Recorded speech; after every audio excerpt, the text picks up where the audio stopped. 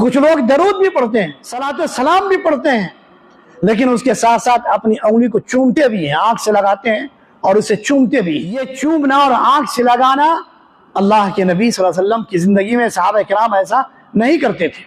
اسی طرح ساتھیوں، بعض لوگ ایسے ہیں کہ ہر نماز کے بعد یا کم سے کم فرض نماز کے بعد جو سنت ادا کرتے ہیں، اس کے بعد وہ ایک مخصوص کیفیت میں کھڑے ہو کر مدینے کی طرف رخ کر کے اپنے ہاتھ کو ایسے باندھ کر اور مدینے کی طرف اپنا رخ کر کے نبی کے اوپر درود و سلام پڑھتے ہیں۔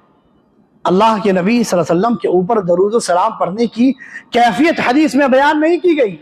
آپ جس کیفیت میں بھی ہو، جس انداز میں بھی ہو، چل رہے ہو، روڈ پر، مارکیٹ میں ہو، بازار میں ہو، گاڑی میں ہو، اپنے گھر میں ہو، جس کیفیت میں ہو، کسی بھی مخصوص کیفیت کا بیان نہیں ہے اللہ کے نبی صلی اللہ علیہ وسلم کی زندگی میں۔ لہذا جو لوگ اس انداز میں درود پڑھتے ہیں ہر فرض نماز کے بعد مدینے کی طرف اپنے رخ کر کے اور جھومتے ہوئے، یہ بھی ایک کیفیت ہے ساتھیوں، درود پڑھنے کی یہ بھی کیفیت ہے۔ جھومتے ہوئے جو لوگ درود پڑھتے ہیں یہ بدعت میں داخل ہے، سنت نہیں ہے۔ یہ آپ درود صحیح پڑھ رہے ہیں لیکن آپ کا طریقہ غلط ہے۔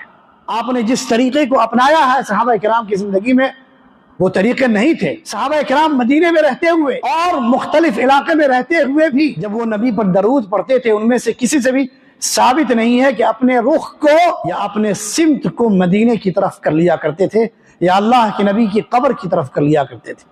اس کی ضرورت نہیں ہے۔ آپ جس سمت میں بھی ہو نبی کے اوپر درود و سلام پڑھیں، آپ کے سلام اور آپ کے درود اللہ کے نبی تک پہنچ جائے گا۔